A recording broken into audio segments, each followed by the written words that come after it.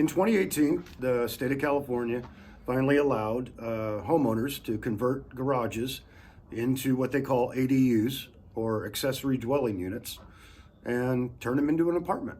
And you can rent them out. By saying an apartment, do I need to have what do I need to have inside that apartment in order to call that an ADU? You have to have a kitchen, you have to have a bathroom. It has to be separate from the main house, the plumbing, the gas, and the electrical. What does that mean that it has to be separate from the main house? What You do I need can't to do? tie into the drain lines of the main house. You have to bypass it and tie into the drain lines independent of the house.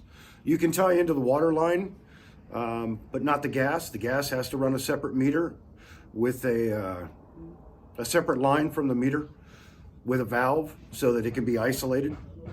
So basically, I need to build a separate house. Pretty much. I got two good hands. Can I build it out myself? You can.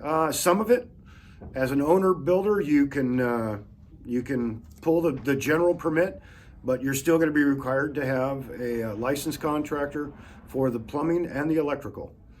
So can I just make a sketch and submit it to the city in order to get a permit? Sketch it by hand? You can, but it's not recommended.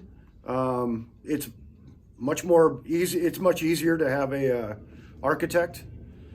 Why? What does the plan need to present? Well, the architect knows about the easements, and that's distances. You have to stay away from city power lines. The setbacks, which is the distance between your house structure and the nearest structure from the neighbor. There are a lot of city codes that the architects are much more familiar with, and an owner is not. So, from the moment that I submit the plans until I get them approved in the city, and let's say I'm going to use an architect, how long it will take me to get an approval? About 4 weeks, 4 days, 4 months. Okay. So once I get those plans and I get them approved, what's my next step? The next step would be to consult a contractor if you're going to go that route.